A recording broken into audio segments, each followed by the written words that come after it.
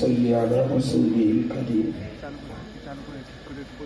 أما بعد فأعوذ بالله من الشيطان الرجيم يا أيها الذين آمنوا صلوا عليه وسلموا تسليما اللهم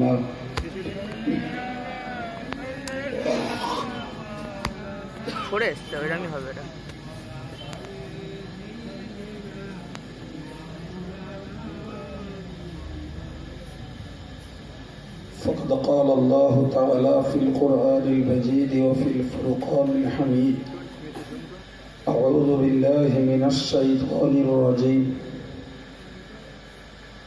ليس البر أن تولوا وجوهكم قبل المشرق والمغرب ولكن البر من آمن بالله واليوم الآخر إلى آخر الآية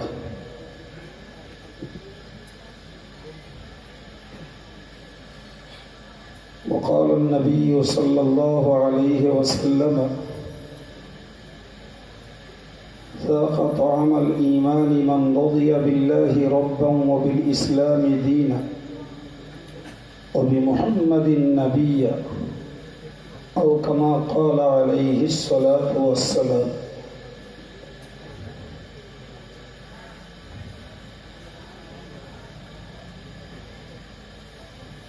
সম্মানিত সভা পরিচালক স্নেহভাজন ইমাম সাহেব, জ্ঞান পিপাসু দিনদার ইমানদার শ্রোতা মণ্ডলী,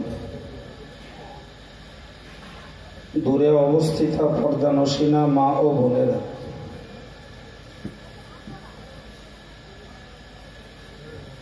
আজকের মসজিদের উন্নয়ন কল্পে বাৎসরিক ওয়াজ ও ইসালে সওয়াব নামাজের আগে সম্ভবত মাহফিল চলছিল। নামাজের বিরতির পর আবার নতুন করে শুরু হয়েছে। যারা এখনো মজলিসটাতে বসতে পারেননি, আমি তাদেরকে একান্ত অনুরোধ করছি, ঠান্ডাটা একেবারে কম নেই, সুতরাং অযথা বাইরে ঘুরে ঠান্ডা না খেয়ে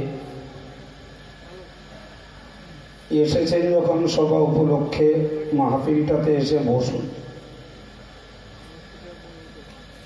কিছু জ্ঞানের কথা সংগ্রহ হবে, জীবনের কোনো মুহূর্তে তা আমলে কাজে লাগানোর সুযোগ আসবে ইনশাআল্লাহ। দোকানের দিকে যে সমস্ত ভাইরা রয়েছেন, দোকানের পরিমাণ তো যথেষ্ট বেশি দেখছি। ছেলেরা মেয়েরা সব রকমের মানুষই দোকানে আনাগোনা করছেন।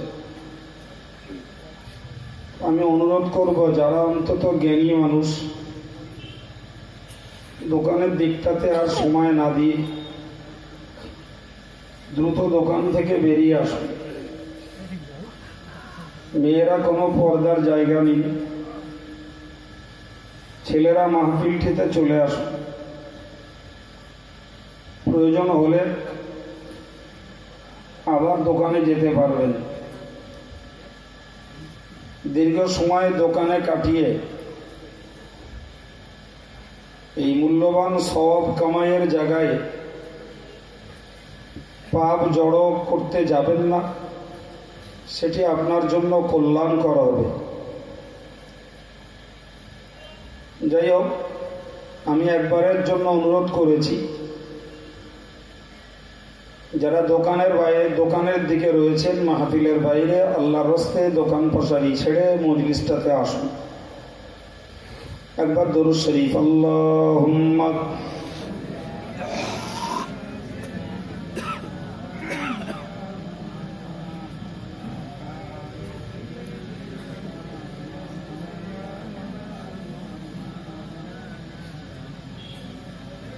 ভাই, কোরআন শরীফের একটা আয়াতের কিছু অংশ পড়েছি। আল্লাহ তৌফিক দিলে, আপনাদের দোয়া থাকলে আয়াতটুকু সামনে রেখেই কিছু কথা আপনাদেরকে শোনাবো ইনশাআল্লাহ। তো শুরুটাই বলে মনে রাখুন,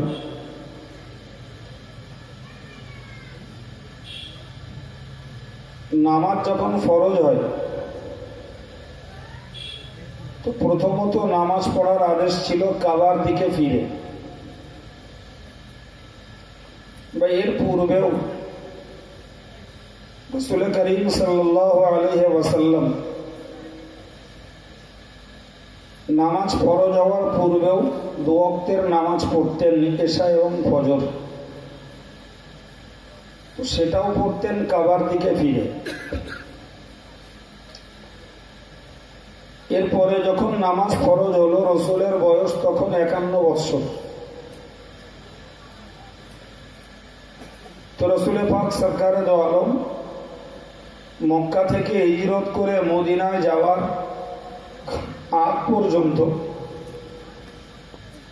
কাবার দিকে ফিরেই নামাজ পড়তেন। যখন আল্লাহর নির্দেশে মক্কা থেকে হিজরত করে মদিনাতে গেলেন, মহান আল্লাহর নির্দেশ অনুক্রমে কেবলার পরিবর্তন হল।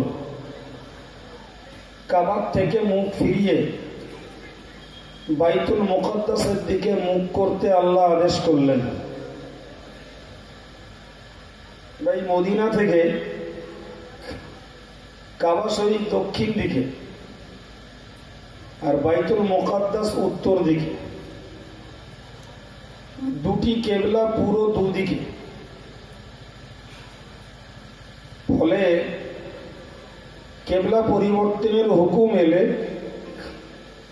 রাসূলুল্লাহ একদম পুরো 100 ডিগ্রি ঘুরে গেলেন, দক্ষিণ দিক থেকে মুখ করলেন উত্তর দিকে। এর পিছনে রহস্য ছিল এটাই, মদিনা একটি ইহুদি অধ্যুষিত জায়গা, যেখানে বনু কুরাইজা, বনু কাইনুকা, বনু নজির এই জাতীয় বৃহৎ বৃহৎ ইহুদিদের গোষ্ঠীরা বসবাস করত।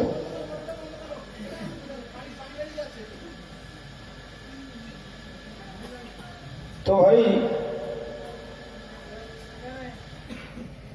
এই যে ইহুদিরা মদিনাতে বসবাস করত এবং তারাই সেখানকার স্থায়ী বাসিন্দা, রাসূল পাক সাল্লাল্লাহু আলাইহি ওয়াসাল্লাম মদিনায় যাওয়ার পরে আল্লাহ যখন হুকুম করলেন বাইতুল মুকাদ্দাসকে কেবলা বানিয়ে নামাজ পড়ার জন্য, এই পূর্ব থেকেই বাইতুল মুকাদ্দাস ইহুদিদের কাছে খুব প্রিয় ছিল। তো ইহুদিরা দেখল যে মুহাম্মদ মক্কা থেকে এসে আমাদের কেবলার অনুসরণ করছে, ফলে ইহুদিদের দুশ্মনী, শত্রুতা, রাসূলের বিরোধিতা খানিকটা কমলো। বলুন সুবহানাল্লাহ। এটাই ছিল মূলত আল্লাহ পাকের পক্ষ থেকে একটি হিকমত। ব্যাপারটা তো আল্লাহ, কাবার দিকে ফিরে নামাজ পড়ার আদেশ করেছেন সেও আল্লাহ, বাইতুল মুকাদ্দাসের দিকে ফিরে নামাজ পড়ার আদেশ করেছেন সেটাও আল্লাহ। ফলে রাসূলের পক্ষে কোনোটাই মানা কষ্টকর নয়। যদিও রাসূলের মনের টান ছিল কাবা মুখ, কেননা সেটি মাতৃভূমির কেবলা, সুতরাং সেদিকে একটা মানবীয় টান থাকা স্বাভাবিক। কিন্তু মহান আল্লাহ তাকে বাইতুল মুকাদ্দাসের দিকে ফিরে নামাজ পড়তে বললে তিনি পড়লেন। ইহুদিদের শত্রুতা কমল, যেহেতু মুহাম্মদ তাদের কাবাকে কেবলা বানিয়েছে। বুখারী শরীফের রিওয়ায়েতে এসেছে 16 অথবা 17 মাস পর মহান আল্লাহ প্রিয় নবীকে আবার কাবার দিকে ঘুরতে বললেন। ভাই আমার, কোরআন শরীফে এসেছে যতদিন রাসূল পাক সাল্লাল্লাহু আলাইহি ওয়াসাল্লাম বাইতুল মুকাদ্দাসের দিকে ফিরে নামাজ পড়ছিলেন, ততদিন মাঝে মাঝে রাসূলুল্লাহ আসমানের দিকে মাথা তুলতেন। কখন আল্লাহ পাকের ওহী আসবে, কখন আল্লাহর হুকুম আসবে, বাইতুল মুকাদ্দাসকে পরিবর্তন করে মক্কার কাবাকে আবার আল্লাহ কিবলা বানিয়ে দেবেন, এইদিকে ইঙ্গিত করে মহান আল্লাহ কোরআন শরীফে জানিয়েছেন, قد نرى تقلب وجهك في السماء فلنولينك قبلة ترضاها। আমার আল্লাহ বলেন, ওগো নবী গো, আমি তোমায় দেখেছি, তুমি তোমার চেহারাটাকে আসমানের দিকে ফিরিয়েছ। উদ্দেশ্য অন্য কিছুই নয়, উদ্দেশ্য হলো কখন আল্লাহর ওহী আসবে, কিবলা বদলের হুকুম চলে আসবে। তোমার আল্লাহ পাক বললেন, আমি তোমার জন্য কিবলাকে পরিবর্তন করে দেব। যে কিবলার প্রতি তুমি খুশি, যে কিবলার প্রতি তুমি সন্তুষ্ট, সেই কিবলার দিকে তোমার মুখ ঘুরিয়ে দেব।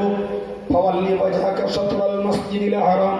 একটা সময় আল্লাহ বলিয়ে দিলেন, ওগো নবী, ফাওয়াল্লি ওয়াজহাকা শাতরাল মসজিদিল হারাম, তুমি মসজিদুল হারামের দিকে তোমার চেহারাটাকে ফিরিয়ে নাও।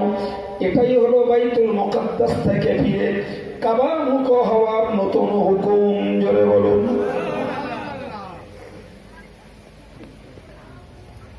ভাই, যেই না রাসূলুল্লাহ বাইতুল মুকাদ্দাস থেকে মুখ ফিরিয়ে কাবা মুখ হলেন, ইহুদিদের ভিতরে জল্পনা কল্পনা শুরু হল। আমার আল্লাহ পাক কোরআন শরীফে জানিয়েছেন, সায়াকুলুস সুফাহাউ মিনান নাসি মা ওয়াল্লাহুম।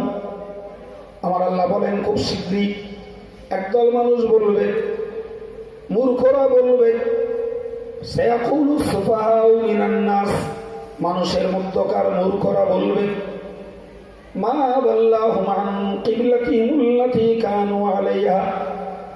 মুসলমানেরা যে কাবার দিকে ফিরে নামাজ পড়ছিল, ওই কাবাতে যে কেবলার দিকে ফিরে নামাজ পড়ছিল, ওই কেবলা থেকে তাদেরকে কে ফিরিয়ে দিল, কি জিনিস ফিরিয়ে দিল, কোন দোষে তারা বাইতুল মুকাদ্দাস থেকে মুখ ঘুরিয়ে নিয়ে আবার তারা কাবা মুখ হলো।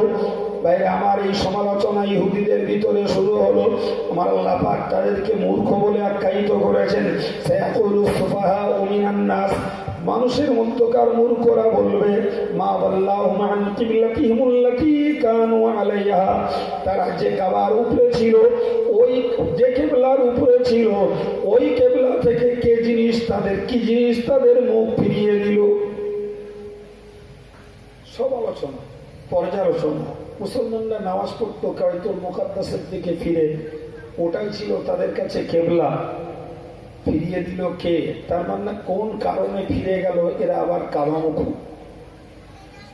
আমার আল্লাহ পাক নবীর কাছে কোরআন নাযিল করে বললেন, কুল লিল্লাহিল মাশরিকু ওয়াল মাগরিব, ওগো নবী তুমি ওদেরকে বলে দাও, পূর্ব আর পশ্চিম, উত্তর আর দক্ষিণ যত দিক রয়েছে সবগুলোই তো আল্লাহর দিক। কি জোরে বলুন, আর একটু জোরে সরে বলুন। সব দিকগুলোই আল্লাহর দিক। সুতরাং যে আল্লাহ এর আগে কাবার দিকে ফিরিয়ে নামাজ পড়িয়েছেন, সেই আল্লাহ বাইতুল মুকাদ্দাসের দিকে ঘুরিয়ে নামাজ পড়িয়েছেন। আবার সেই আল্লাহ বাইতুল মুকাদ্দাস থেকে কাবার দিকে ঘুরিয়ে দিচ্ছেন। এতে আপত্তি কি আছে? এতে সমালোচনার কি রয়েছে? এর জন্য বিরোধিতা করার কি থাকতে পারে? বরং মনে রাখা দরকার, আল্লাহ পাকের পূর্ব পশ্চিম উত্তর দক্ষিণ সব দিকগুলোই হলো আল্লাহর দিক। সুতরাং আমার আল্লাহ যেটাকে ভালো মনে করেছেন, তার মান্যওয়ালা নামাজি বান্দা বান্দিদেরকে সেই দিকে তখন ফিরিয়েছেন। যখন আবার কোন কল্যাণ মনে করেছেন, সেই দিকটাকে বদল করে অন্য দিকে ফিরিয়ে দিয়েছেন। বললেন, ইহাদি মান ইয়াশাউ ইলা সিরাতিন মুস্তাকিম, যে বান্দা চায় তাকে আল্লাহ সহজ রাস্তাটা দেখিয়ে দেন। জোরে বলুন।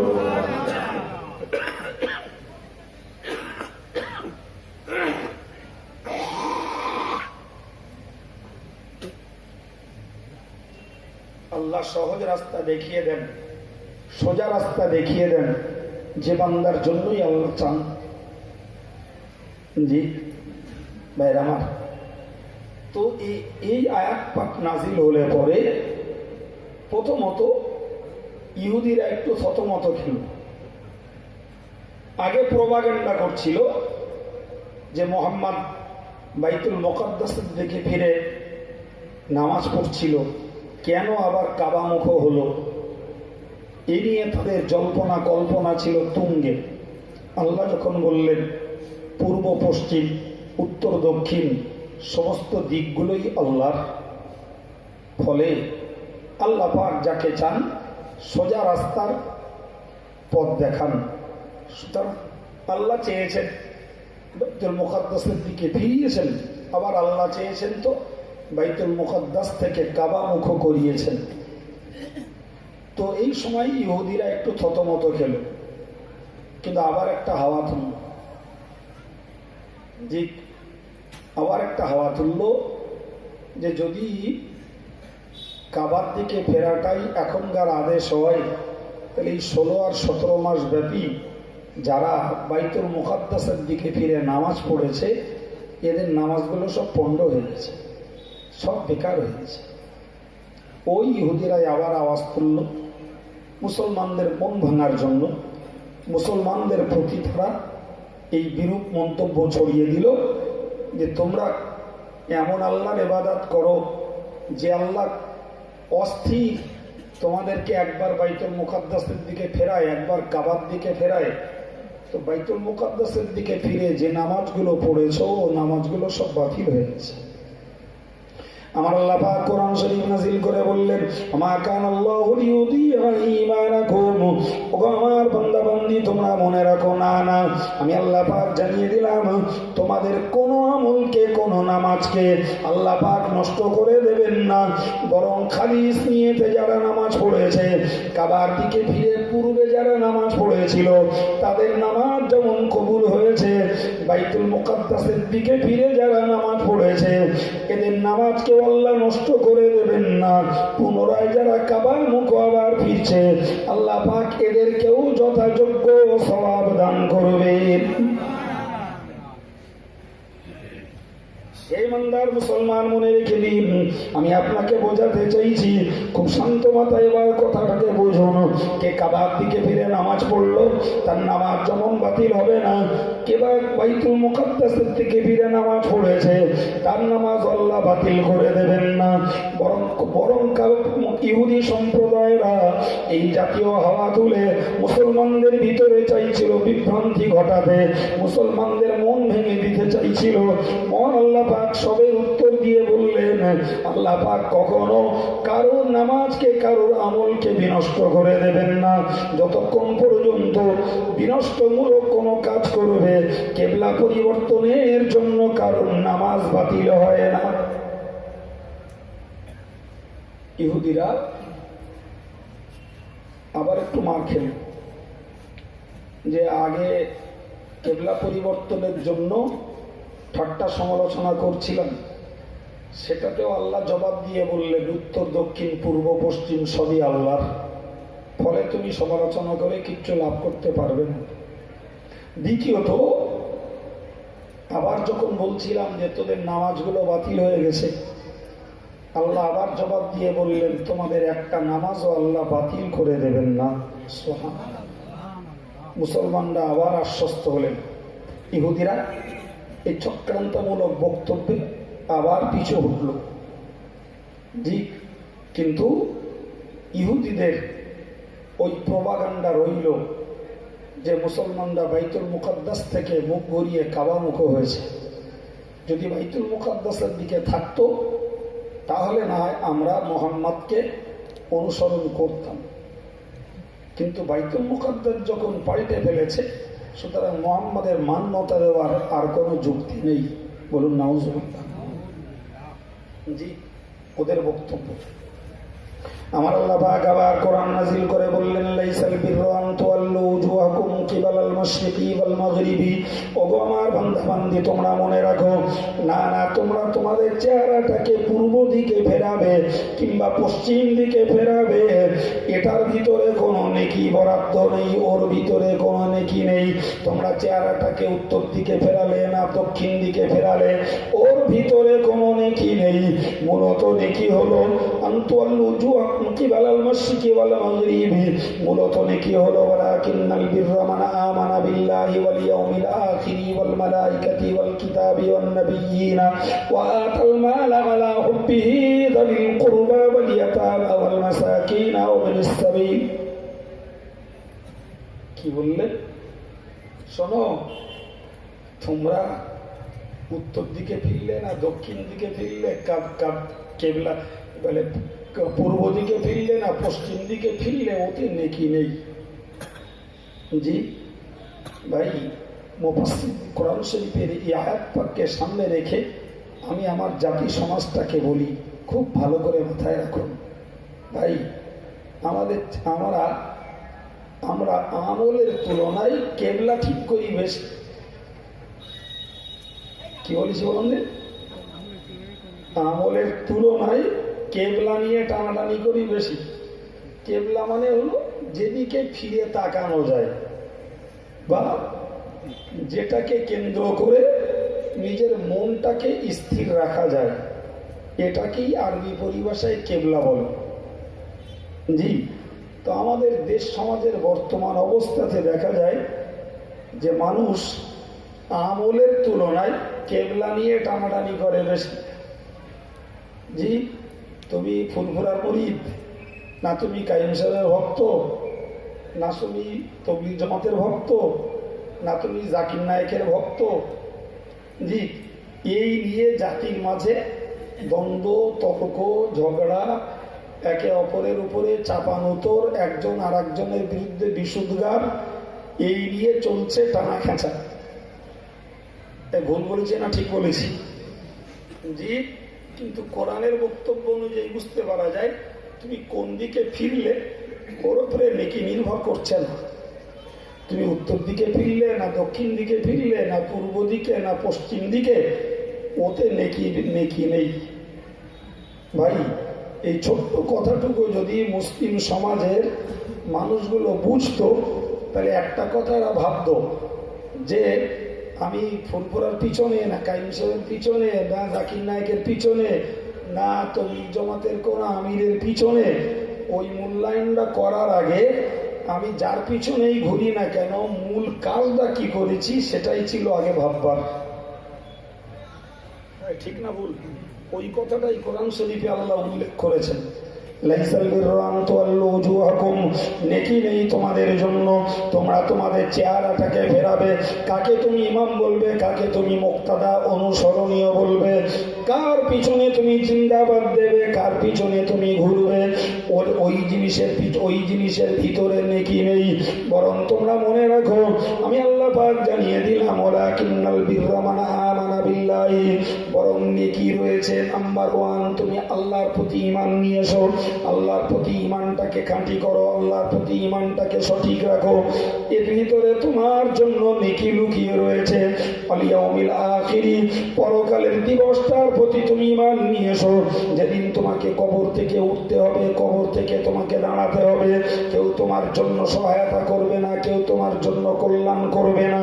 জগতে যত হুজুর, যত পীর, যত মৌলানা, যত রাজনীতির নেতা, যত ডাক্তার মাস্টার, তোমার আপনজন যে কেউ হোক না কেন, মনে রাখো সেদিন তোমার জন্য কেউ কল্যাণ সাধন করবে না, কেউ উপকার করবে না। ওই কঠিন প্রতিদানের দিবস, ওই দিবসটার প্রতিও তুমি বিশ্বাস করো। নেকি যদি জোগাড় করতে হয়, নেকি যদি সঞ্চয় করতে হয়, ও পীরের ভক্ত, ও পীরের ভক্ত, এ পীরের ভক্ত, কেউ হয়তো বললো আর একজনের তুই অমুখির দালাল, আর একজন বললো তুই অমুখির দালাল।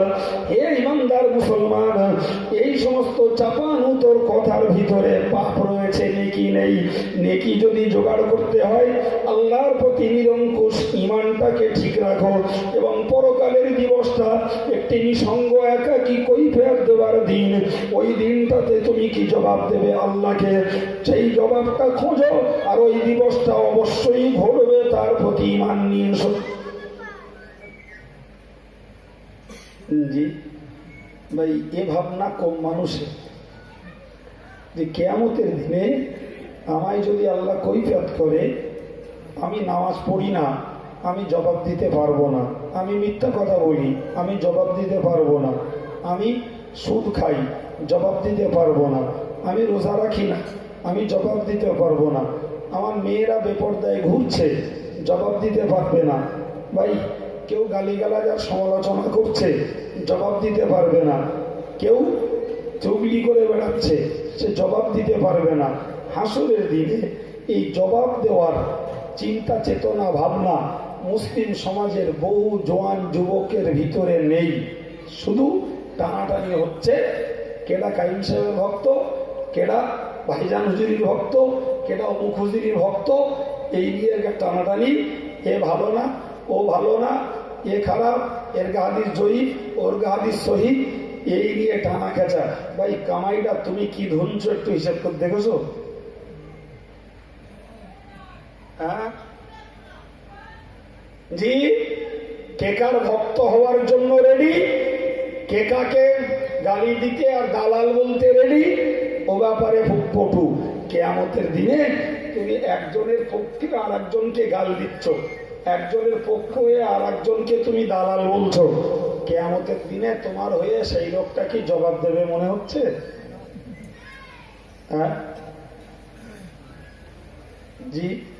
এরপরেও যদি মুসলমান জাতির ব্রেন না খোলে, এরা যদি পরের দরদে, পরের মায়ায়, পরের মোহাব্বতে, পরের ভক্ত সেজে আর একজনের গাল দেয়, এতটুকু বোধ বুদ্ধি এদের নেই যে গালটা দিচ্ছে আমি, জবাবটা আল্লাহ আমার কাছ থেকে নেবে। আমি যার মোহাব্বতে দিচ্ছি, আমার হয়ে সে গালির জবাব দেবেও না আর আল্লাহ নেবেও না, আমার কাছ থেকে নেবে। আমি যদি ধর্ম না করি, তাহলে আমার ধর্মের ঘাটতির কৈফিয়ত আমায় দেওয়া লাগবে। হ্যাঁ, নাদান নামাজ পড়ে না বলে আমার নামাজ পিছায় পড়ে যাচ্ছে। আমি গল্প বলছি মনে হচ্ছে? একদম বাস্তব বলছি, একদম বাস্তব বলছি ভাই। একদম কাঁচা কাঁচা খিস্তি দিচ্ছে, কাঁচা কাঁচা। সেসব গান মুখে তোলা যাবে না, রাতের বেলাও না, দিনের বেলাও না, এত কাঁচা খিস্তি। জি বলছে কোনো ব্যাপার নেই, হুজুর আছে।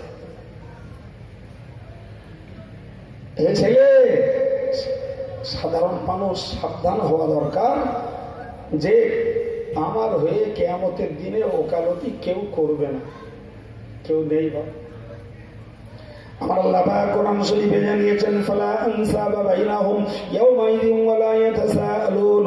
কিয়ামতের কঠিন দিবসে কোন বংশীয় চ্যানেল চলবে না। কিয়ামতের কঠিন দিবসে বংশের দোহাই দিয়ে কারোর রক্ষে হবে না। আমার আল্লাহ পাক স্পষ্ট করে জানিয়ে দিয়েছেন। সুতরাং তোমাদের মনে রাখা দরকার, গো দুনিয়ার ইমানদার মুসলমান, তুমি যদি নিজে সৎকর্মের কর্মী হও, ভালো কাজের কাজী যদি হও, ওটাই তোমার জন্য সহায়ক হবে, ওটাই তোমার হাতিয়ার হয়ে যাবে। কিন্তু তোমার জীবনের কাজ কথায় যদি শরীয়ত বিরোধিতা থাকে, তোমার জীবনের কাজ কথায় যদি আল্লাহ রসুলের বিরোধিতা যদি করা পড়ে, নিশ্চিত মনে রাখো, কেউ তোমাকে কোনো উপকার দর্শাতে পারবে না। না তোমার আব্বা মা, না তোমার বিবি বাচ্চা, না মুফতি সাহেব, না মৌলানা সাহেব, না পীরজাদা সাহেব, না হুজুর সাহেব, না ভাইজান সাহেব। কোন সাহেব তোমার জন্য বিন্দু পরিমাণ উপকার করতে পারবে না, পারবে না, পারবে না। বরং মনে রাখা দরকার, যার কৈফিয়ত তাকেই দেওয়া লাগবে। মহান আল্লাহ পাক কোরআন শরীফে জানিয়েছেন, ওয়ালা তাজিরু ওয়াজিরাতুন উযরা উখরা। একজনের বোঝা আর একজন বহন করবে না। আমার আল্লাহ পাক বললেন, নেকি নেই পূর্ব উত্তর দক্ষিণ পশ্চিম এসব ভাগাভাগিতে। এ ওর মুরিদ, ও তার মুরিদ, ও পীরের ভক্ত, মৌলানার ভক্ত, ওই সব টানাটানি করে লাভ হবে না। নেকি যদি জোগাড় করতে হয়, আল্লাহর প্রতি নিষ্কলুষ ইমানটাকে ঠিক রাখো। এবং ওই হাসরের দিবস, যেদিন তোমার হয়ে কেউ নেই, একাকী তোমায় জবাবদিহি করতে হবে, ওই দিনটার প্রতি খাঁটি বিশ্বাস রাখো।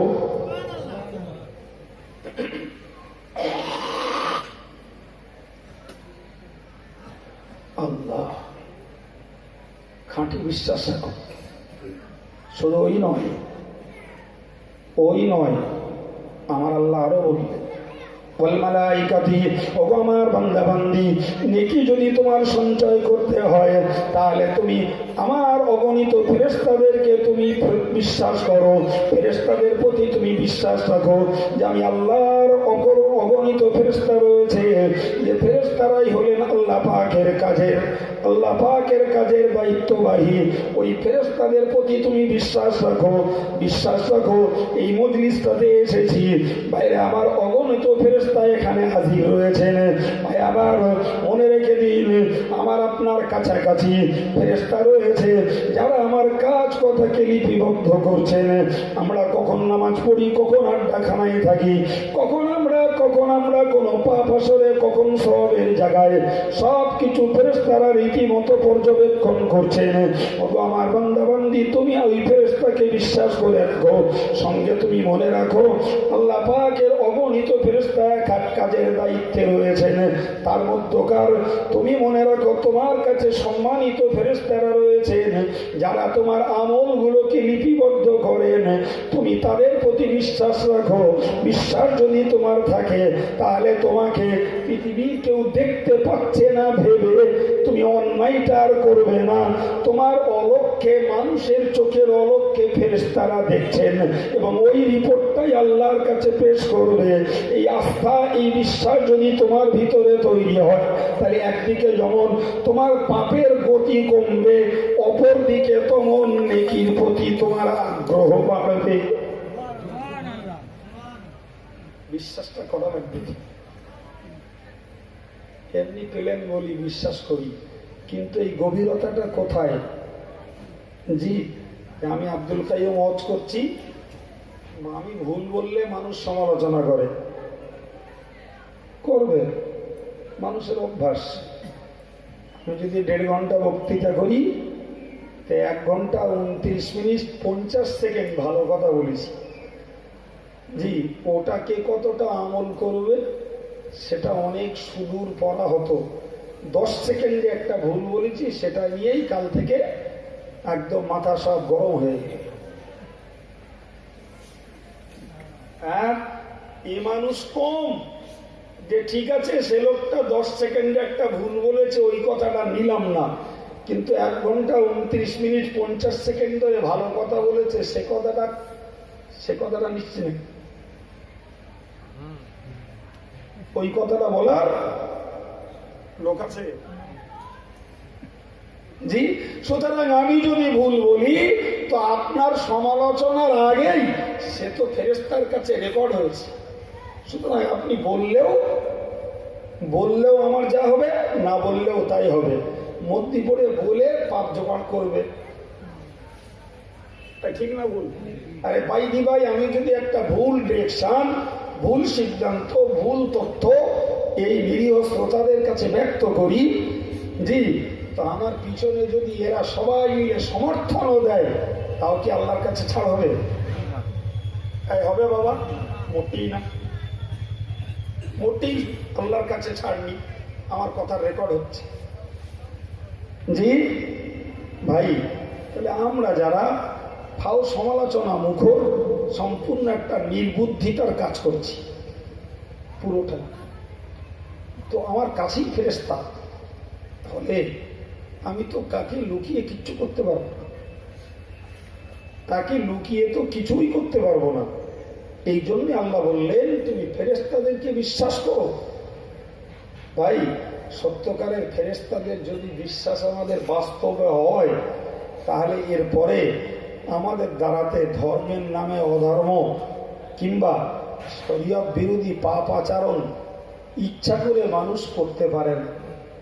জি, হয়তো অনিচ্ছায়, চাপে পড়ে, পাল্লায় পড়ে কখনো করতো, সেটা ভিন্ন জিনিস, কিন্তু ইচ্ছায় করতো না। এই জন্যই তার বিশ্বাসটা গাঢ় যে আমার এই কর্মকাণ্ড আল্লাহ দেখছেন আর ফেরেশতারা লিখছেন।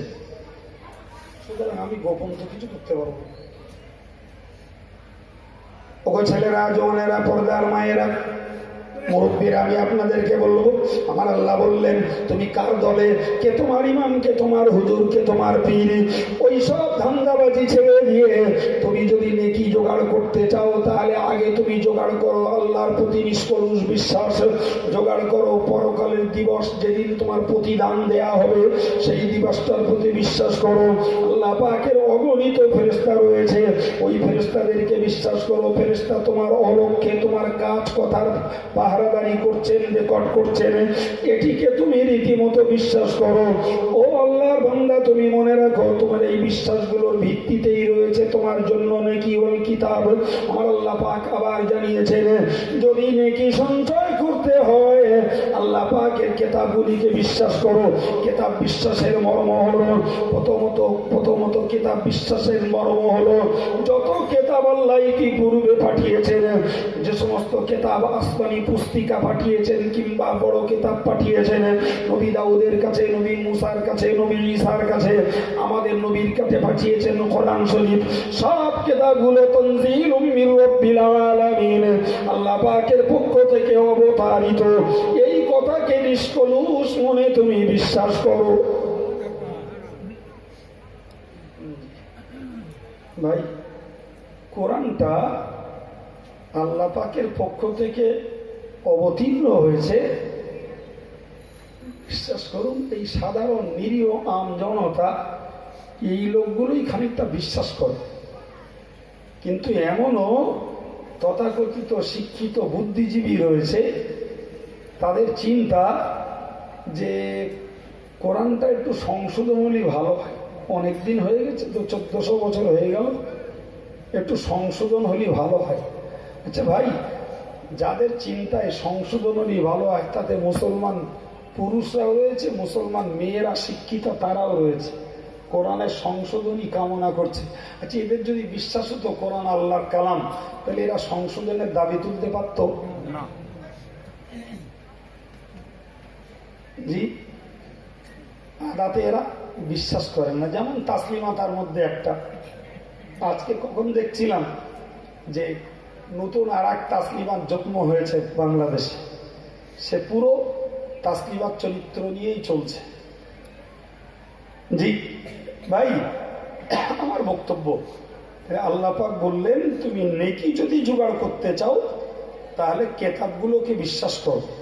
তো পূর্বের কেতাব বিশ্বাস করলাম যে আসমান থেকে অবতীর্ণ হয়েছে আল্লাহর পক্ষ থেকে, কিন্তু কোরআনটার ব্যাপারে আমাদের স্বচ্ছ ধারণা থাকতে হবে যে কোরআন যেমন আল্লাহর পক্ষ থেকে অবতারিত, তখন এ ধারণাটা নয়, এই দৃঢ় বিশ্বাসটা থাকতে হবে কোরআনের শুরু থেকে শেষ পর্যন্ত যা আছে সবগুলোই সত্য, এতে ভ্রান্ত কিছু নেই, ভ্রান্তি কিছু নেই, টোটালটাই সত্য।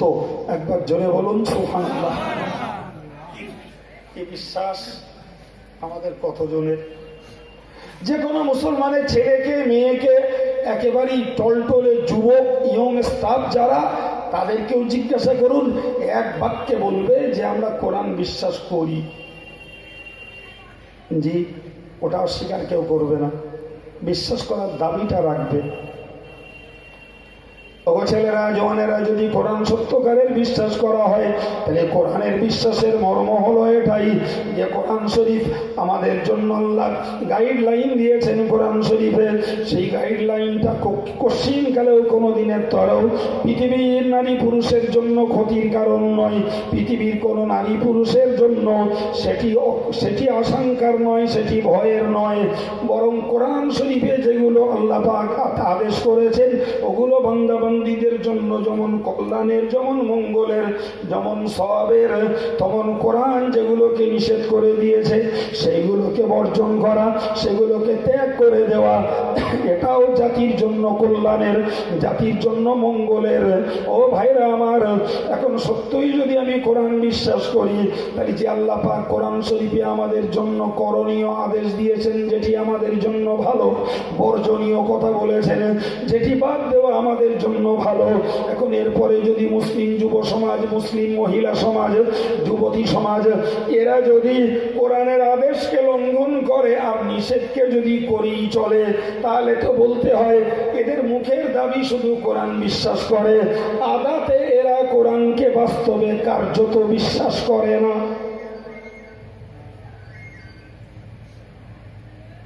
বিশ্বাস কি করে হলো?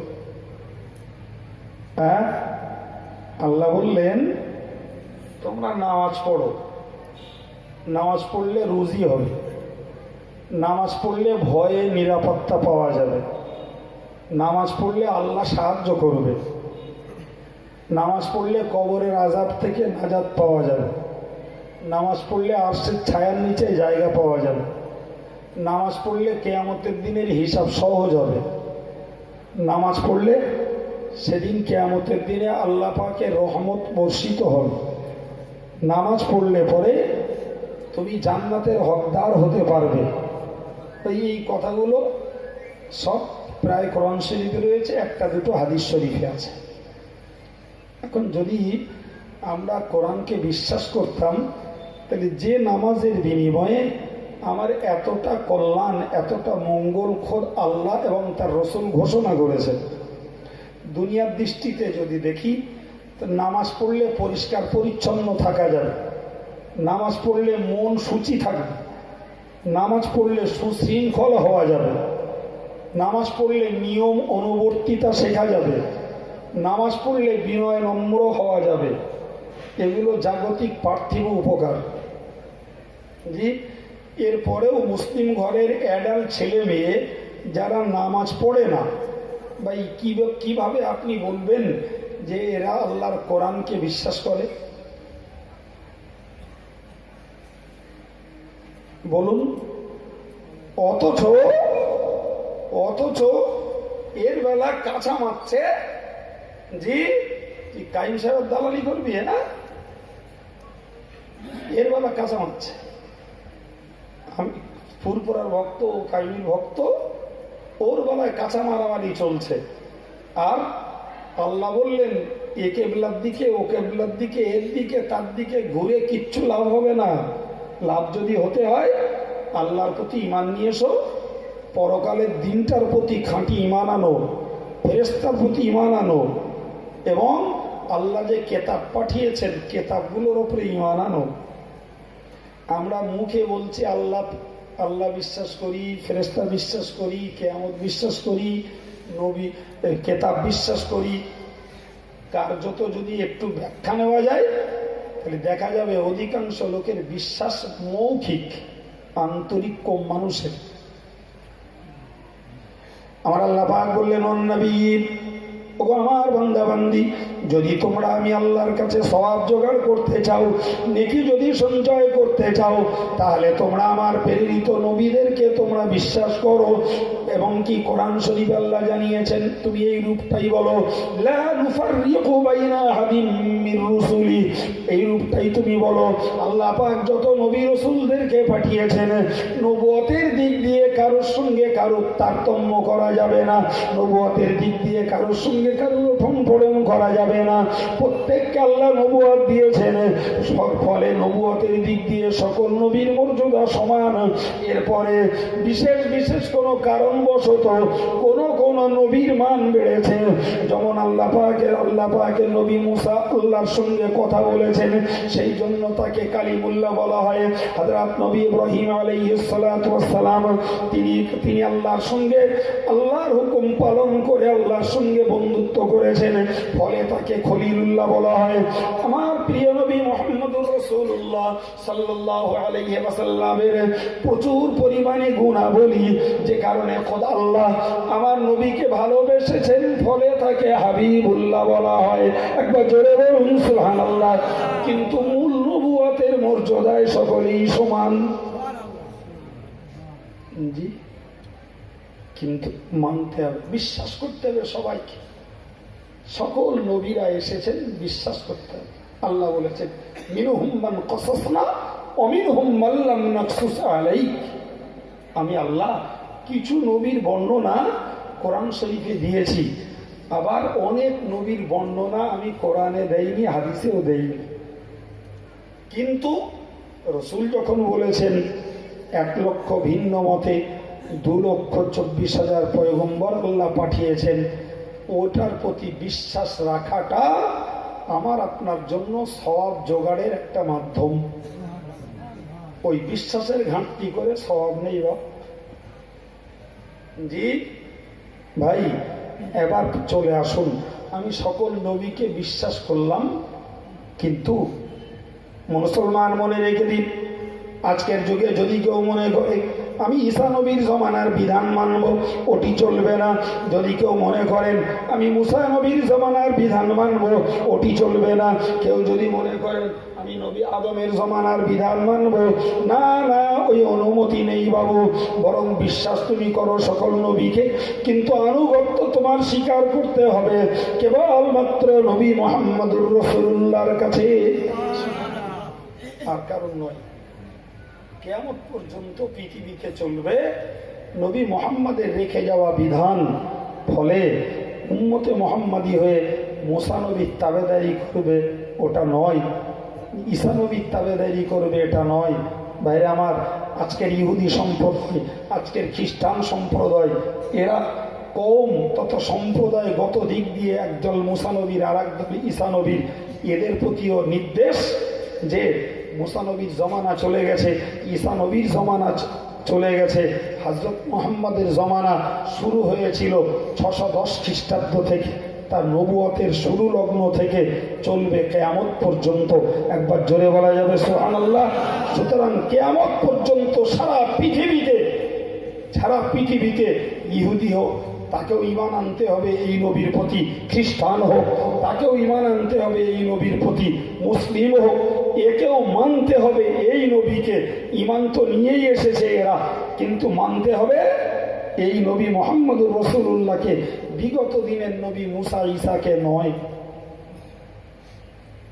জি ভাই, এখন যদি মার্কেটে ইনজিল শরীফ কিনতে পাওয়া যায়, কিন্তু হয় না, ফ্রি পাওয়া যায়। বুঝতে পারেননি? ইনজিল শরীফ বলে ভাই, হারগিজ ওটা আল্লাহর পাঠানো ইনজিল নয়, এটা এদের তৈরি করা ইনজিল।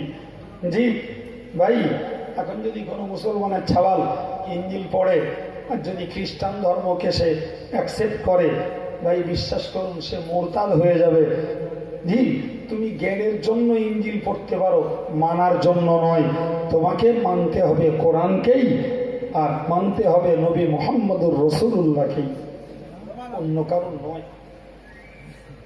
ভাইরা আমার, মনে রেখে দিন, রাসূলুল্লাহর জমানাতে যখন ইহুদিরা বিরোধিতা করছিল, প্রিয় নবী সরকার দো আলমের সম্পূর্ণ শত্রুতা করছিল, ওই সময়তে আমার আল্লাহ পাক স্পষ্ট, ওই সময় আল্লাহ পাকের নবী স্পষ্ট বলেছিলেন, লাউ কানা মূসা হাইয়ান লামা ওয়াসাহু ইল্লা ইত্তিবাই। হে মক্কার ইহুদি তোমরা মনে রাখো, মদিনার ইহুদি তোমরা মনে রাখো, তোমরা তো মুসা নবীর উম্মত বলে দাবিদার। তোমরা যে জন্য আমার প্রতি ঈমান আনতে রাজি হচ্ছ না, আমার প্রতি ঈমান আনতে তোমরা আগ্রহী নও, তৈরি নও, কিন্তু মনে রাখো যদি মুসা নবী বেঁচে থাকতেন তাহলে তার পক্ষেও আমি মুহাম্মদুর রাসূলুল্লাহ তাবেদারি করা ব্যতীত তারও উপায়ন্তর ছিল না। একটু সবাই মিলে বলেন, মুসা নবী বেঁচে থাকলে তাকেও আমার নবীর অনুসরণ করতে হতো। তোমার নবী যখন আমার অনুসরণ করত, হে ইহুদি তুমি কেন আমার বিরোধিতায় সোচ্চার? ভাই আমার, মনে রেখে দিন, তাম পৃথিবীর আহলুস সুন্নাত ওয়াল জামাতের আকীদা হলো যে হযরত নবী ঈসাকে আল্লাহ পাক জীবন্ত অবস্থাতে আসমানে তুলে নিয়েছেন, কিয়ামতের পূর্বে আবার তাকে পৃথিবীতে পাঠানো হবে। ও ভাইরা আমার, মনে রেখে দিন কিয়ামতের যতগুলি বড় বড় লক্ষণ, তার মধ্যকার একটি বড় লক্ষণ হলো হযরত নবী ঈসার আসমান থেকে পৃথিবীতে অবতরণ করা। ভাইরা আমার, তো নবী ঈসা পৃথিবীতে আসবেন, 7 বছর জীবন যাপন করবেন বলে হাদিস শরীফে উল্লিখিত রয়েছে। ভাই আমার, আমি আপনাকে বোঝাতে চাইছি, উপলব্ধি করুন, এই যে নবী ঈসা 7 বছর পৃথিবীতে আসবেন, তিনি নিজেই একজন স্বয়ং সম্পূর্ণ নবী, কিন্তু আসবেন যখন নবী মুহাম্মাদের পিরিয়ডে, নবী মুহাম্মাদের জমানা কিয়ামত পর্যন্ত। ফলে ওই নবী মুসাকে এসে উম্মতে মুহাম্মাদীদের মতো 5 বার নামাজ পড়তে হবে, 1 মাস রোজা রাখতে হবে, তাকে যাকাত দিতে হবে, যথারীতি তাকে হজ করতে হবে, জিকির ফিকির তাসবিহ তাহলিল উম্মতে মুহাম্মাদীদের জন্য যেমন নির্দেশ, হযরত নবী ঈসাকেও হুবহু তাই পালন করতে হবে।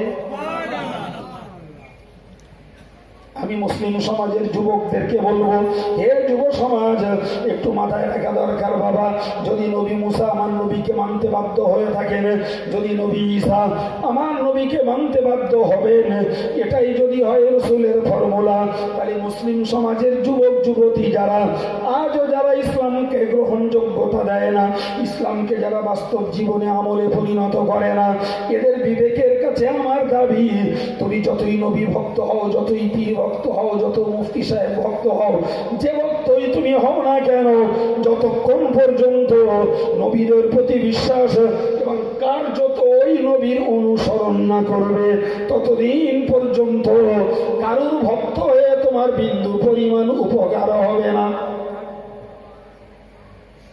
কিচ্ছু উপকার হবে। জি ভাইরা আমার, সত্য বুঝতে মানুষ প্রচুর দুর্বল, সত্য বুঝতে মানুষ খুবই চিন্তা শূন্য, চিন্তাই। আমি আপনাকে বোঝাতে গেলাম, হাদিস শরীফের কথা বলছি। প্রিয় নবী সাল্লাল্লাহু আলাইহি ওয়াসাল্লাম বলেছেন, মান আতানি ফাকাদ দাখালাল জান্নাহ, যে লোকটি আমার অনুসরণ করবে, আমি রাসূলুল্লাহ বলছি, সে লোকটা জান্নাতে প্রবেশ করলো। আর একটু মন খুলে আরো একবার জোরে সোরে, নবীর অনুসরণ উম্মতের জন্য জান্নাতের রাস্তা খুলে দেবে। বরং আল্লাহ পাকের নবী হাদিস শরীফে বলেছেন, কুল্লু উম্মতি ইয়াদখুলুনাল জান্নাতা ইল্লা মান আবা। হুজুর বলেছেন, আমাকে অস্বীকারী ব্যতীত বাকি লোকেরা সবাই জান্নাতে চলে যাবে। সাহাবীরা বললেন, হুজুর, কে আপনার অস্বীকার করার মর্ম কি? আপনার অস্বীকার কে করবে, কিভাবে করবে, তার ব্যাখ্যা কি, তার মর্ম কি? হুজুর আমার বললেন, মান আসানি ফাকাদ আবা। ও সাহাবীরা, তোমরা মনে রাখো, যদি কোনো ব্যক্তি, কোনো যুবক, কোনো যুবতী, কোনো মুরব্বী, কোনো বৃদ্ধা, যিনি হন না কেন, কার্যত যে আমার নাফরমান হবে, আমার বিপরীত পথে চলবে, সেই যেন আমার নাফরমানি করলো, আমার অস্বীকার করলো। আর আমায় যারা অস্বীকার করলো, তাদের ঠিকানা জাহান্নাম। মক্কার আবু লাহাব, মক্কার আবু জাহাল, উতবা, সাইবা, রবিয়া, ওয়ালিদ, এরা নবীর নবুয়তকে স্বীকার করেনি, আমার নবীকে নবী বলে মেনে নেয়নি, ফলে তাদের ঠিকানা হলো চির জাহান্নাম। আমরা নবীকে স্বীকার করেছি, নবীর কলেমা পড়েছি, ফলে আমরা তো ঈমানদার, কিন্তু কার্যত ওই নবীর কথার অগ্রাহ্য করছি, ওই নবীর কথার বিপরীত পথে চলছি, ওই নবীর কথার উল্টো দিকে আমরা হাঁটছি। এর মর্ম হলো আমাদেরও জন্য জাহান্নাম বরাদ্দ, তবে কাফেররা থাকবে চিরকাল, আর ঈমানদার কলেমা পড়া নবী বিরোধী কাজের আসামি যারা, এরা থাকবে কিছুকাল। সে কিছুকাল যে কতদিন আল্লাহ ছাড়া কেউ জানেন না। জি, আমি আপনাকে বোঝাতে এই জায়গায় এসেছি যে নেকি যদি জোগাড় করতে ইচ্ছা হয়, কারোর পিছনে ঘুরে জিন্দাবাদ দিয়ে লাভ হবে না বাপ। জি, জিন্দাবাদ দিয়েও লাভ হবে না, আর সামনে পিছনে মোটরসাইকেল র্যালি করেও লাভ হবে না বাপ। যদি জান্নাতে যেতে হয়, নাম্বার 1 এই ঈমানটাকে আগে জোগাড় করো, আল্লাহর প্রতি, পরকালের প্রতি, ফেরেশতার প্রতি, কেতাবের প্রতি, জি নবীদের প্রতি ঈমানটাকে স্বচ্ছ করো। জি, ঈমানটাকে স্বচ্ছ রাখো। দরুদ শরীফ। আল্লাহুম্মা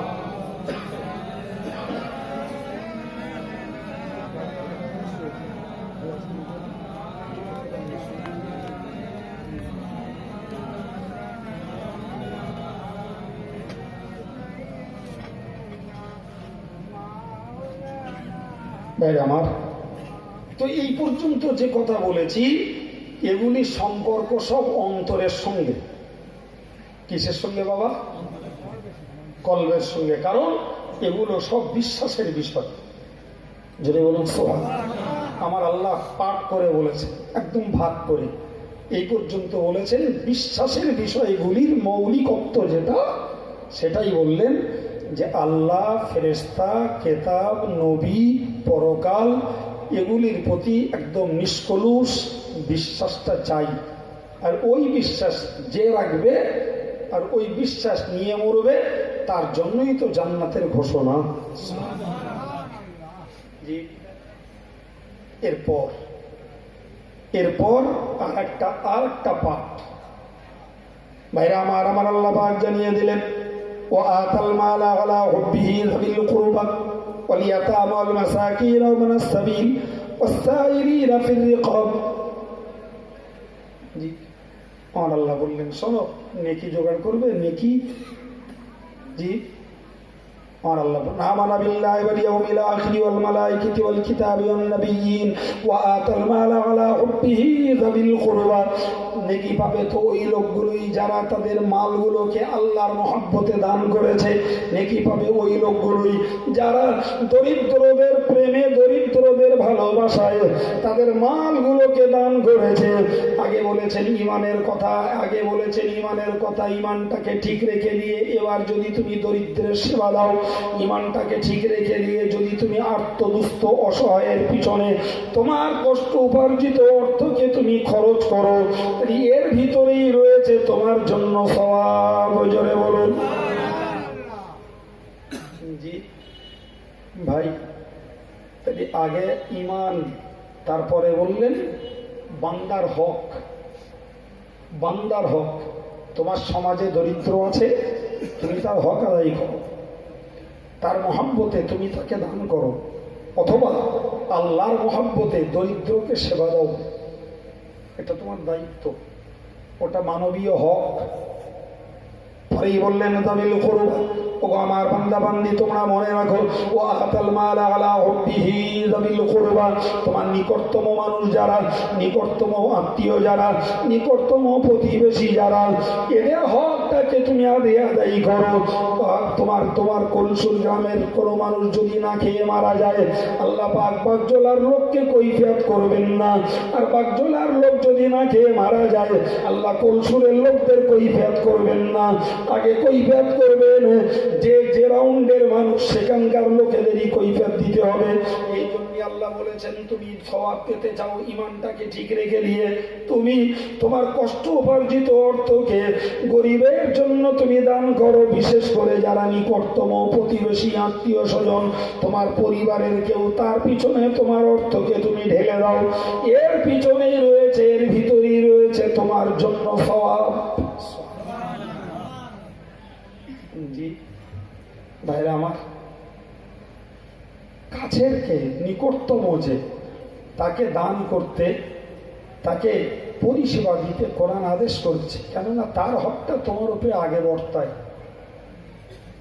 পরেই বলেছেন ওয়ালিয়াতামা, আমার আল্লাহ পাক জানিয়ে দিলেন, তুমি যদি নেকি জোগাড় করতে যাও, সমাজে পিতৃহারা, পিতৃহীন সন্তান রয়েছে যাদেরকে এতিম বলা হয়, ওই এতিম সন্তানগুলোর সেবা শুশ্রূষা করো, এতিমদেরকে যত্ন নাও, এতিমের হক নষ্ট করো না, এতিমের মাথায় হাত বুলিয়ে দাও।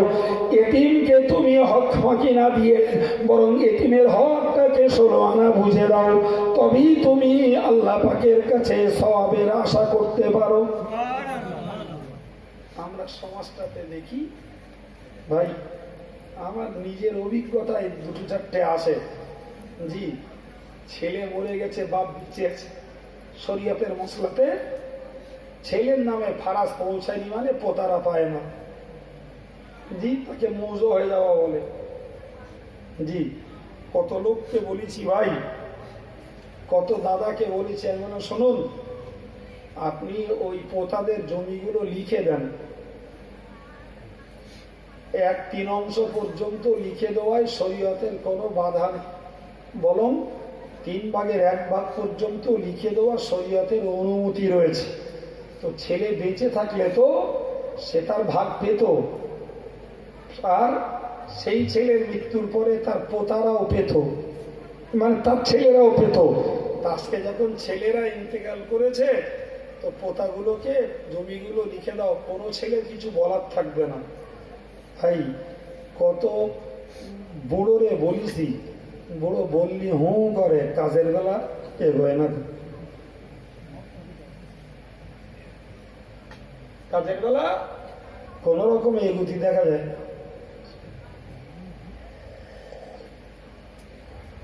জি ভাই, এতিম সে পিতৃহীন হয়েছে, বাপ হারা হয়েছে।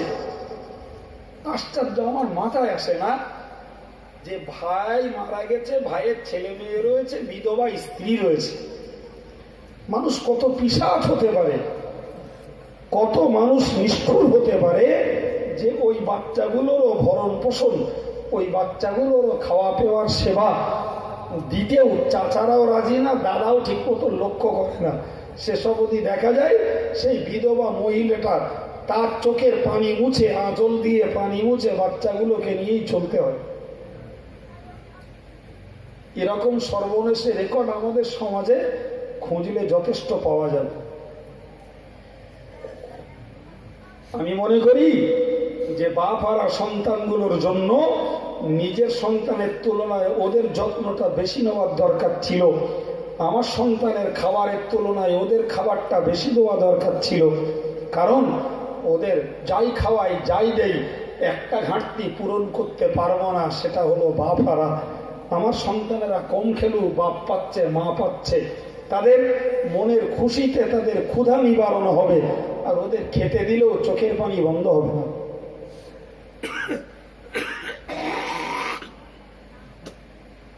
ঠিক না ভুল বাবা? আমার আল্লাহ বললেন, জি এর পিছনে তার পিছনে ঘুরে নেকি কামাই করবে ভাবছ, ওতে নেকি নেই। ইমানটা ঠিক রাখো, দেখে নিজের কষ্ট উপার্জিত অর্থ ওই এতিমের পিছনে দান করো, এতিমের সেবা দাও, এতিমকে যত্ন নাও।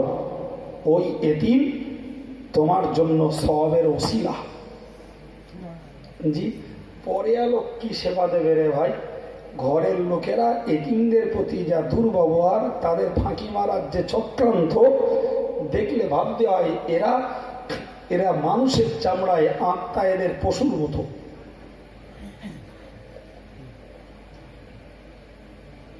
জি, আমার আল্লাহ পাক বললেন নেকি যদি জোগাড় করতে হয় তাহলে নেকি জোগাড় করো, এতিম পরিষেবা দিয়ে, মিসকিনদের পরিষেবা দিয়ে।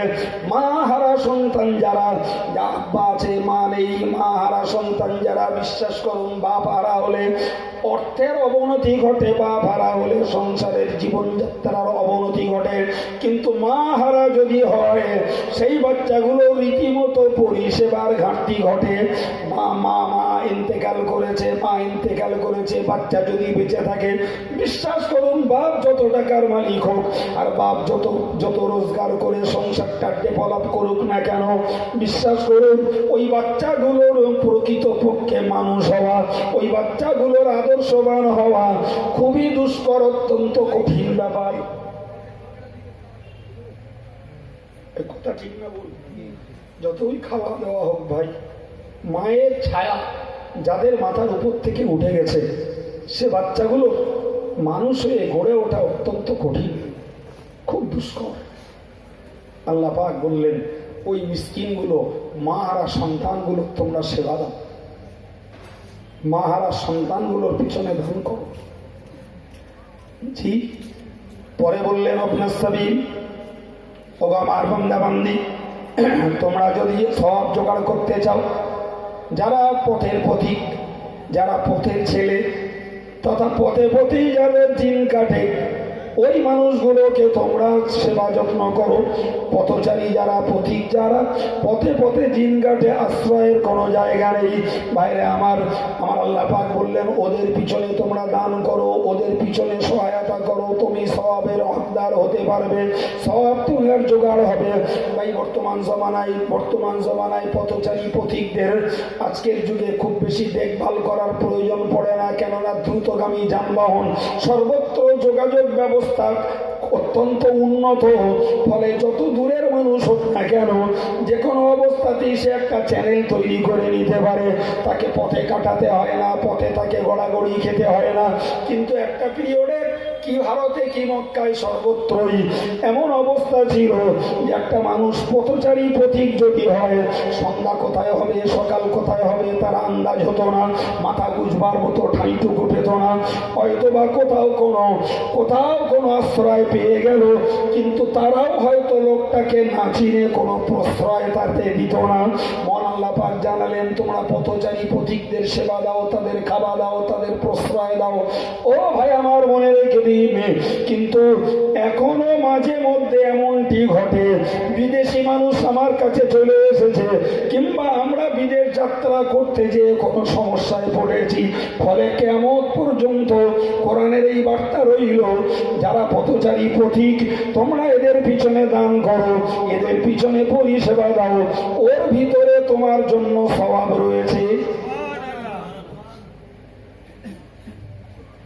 তবে মুসাফিরের নামে, পথিকের নামে, জি বিপদে পড়ার নামে চিটিংবাজি করারও ভয় আছে, সে সাবধানটা থেকো ভাই। ভুল করেছে না ঠিক করেছি? জি জামিয়ায় মাঝে মাঝে আচামকা উড়ন্ত লোক আসে। জি তো কখনো তো আমি থাকি না, কখনো থাকি। জি তো একদিকে শুধু মনে হয় এরা মুসাফির, বাইরের পরিচয় দিচ্ছে, কি বা বলি, ফিরিয়ে দিতেও কষ্ট লাগে, তো কাউকে ফিরিয়ে দিই, কেউ দুটো পয়সা চাইতে দেই, আর খাওয়াটা তো দিতেই হয়। জি তো ভাই সত্যি কথা, যেটা খারাপ বলেন আর ভালো বলেন, অপরিচিত কাউকে ঘরের ভিতরে থাকতে দেয় না। তার লেপ ছিটকা ললি, তার বেড দেবো, তার ক্যাঁটা দেবো, তার লেপ দেবো, সব দেবো। জি জায়গা দেবো বাইরে, টিফিন দেবো, ভাত দেবো, সকালে উঠে তাকে আবার খাওয়া দেবো।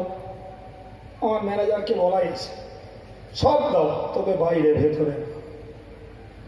জি আর যদি আইডেন্টি কার্ড থাকে তো আইডেন্টি কার্ডটা নেব। আচ্ছা খুব অন্যায় কাজ করছি মনে হচ্ছে, হ্যাঁ বলেন। তাহলে আমার কোরআনও মানা হবে এবং ত্রাস আর ভয়ের হাত থেকেও আত্মরক্ষা হবে। তোমারে আমি খেত দিলুম আর তুমি রাত্রিবেলা আমার পকেট মার মারা, আর এই ঘটনা বিরল নয়।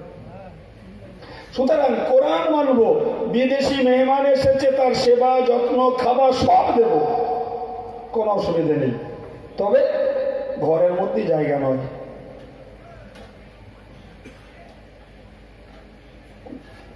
এই হিকমত যদি না করা যায় তাহলে দুদিন ভালো রিপোর্ট, 3 দিনের দিন ঠকার ভাল পালা আসবে। ভাই আমার তো কোরআনের এই বক্তব্য, আরো একটা বলছি,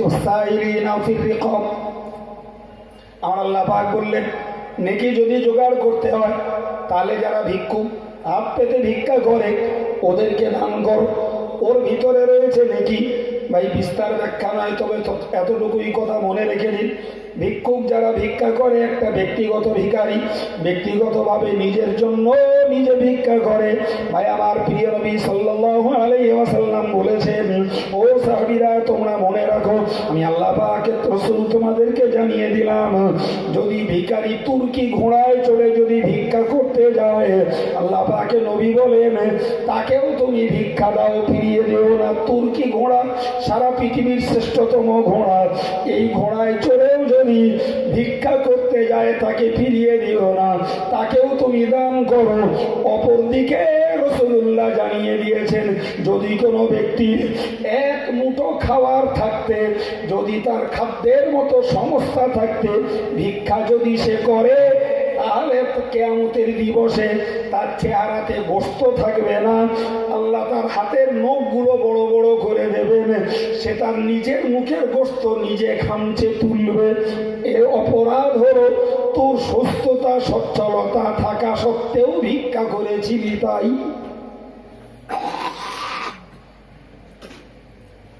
তাহলে দাতাদের দায়িত্ব হলো হাত পেতেছে দেবো, আর ভিখারির দায়িত্ব হলো সচ্ছলতা থাকতে নিও না। জি কিছুদিন আগে কোথায় শুনছিলাম, আমাদের এলাকাতে এক ভিখারির 88 লক্ষ টাকা ব্যাংকে জমা। জি, সিবিআই তাকে ধরেছে। ও তো আলাদা না, না, আমাদের এই এলাকা বসিরহাটের আশপাশে সিবিআই তাকে ধরেছে। সিবিআই ধরেছে, পরিষ্কার পরিষ্কার বলে দিয়েছে যে আমি ভিক্ষা করি, লোকে দেয়, আমার টার্গেট 1 কোটি পুড়িয়ে তাই ছাড়বো। সিবিআই তার তদন্ত বাদ দিয়ে হাসতেছে।